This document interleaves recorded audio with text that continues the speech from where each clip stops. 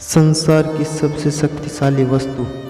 दोस्तों, क्या आपको पता है कि इस संसार की सबसे शक्तिशाली वस्तु क्या है और क्या वो आपके पास भी है? और अगर है तो क्या आप उसका प्रयोग करना जानते हैं? आइए इस कहानी के माध्यम से इन बातों को समझते हैं।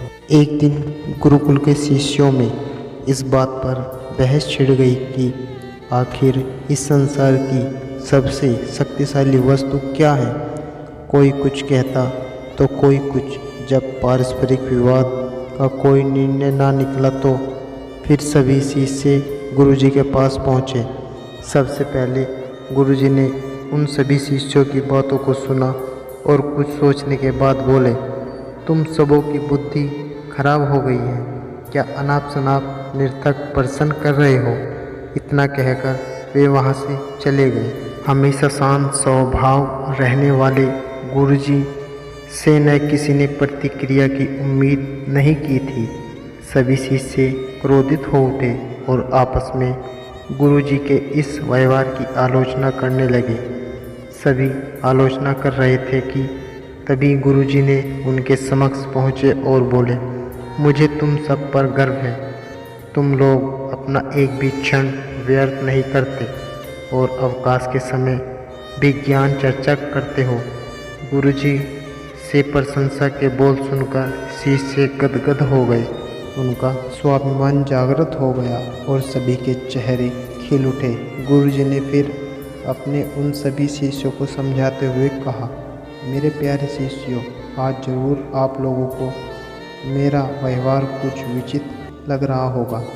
दरअसल मैंने ऐसा जानबूझकर आपके प्रश्न का उत्तर देने के लिए किया था।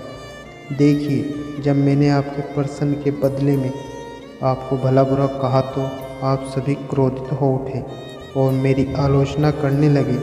लेकिन जब मैंने आपकी प्रशंसा की तो आप सब प्रसन्न हो उठे। पुत्रों, संसार में वाणी से बढ़कर दूसरी कोई शक्तिशाली वस्तु नहीं है। वाणी से ही मित्र को शत्रु और शत्रु को भी मित्र बनाया जा सकता है। ऐसी शक्तिशाली वस्तु का प्रयोग प्रत्येक व्यक्ति को सोच समझकर करना चाहिए। वाणी का माधुरी लोगों को अपनी ओर आकर्षित कर लेता है।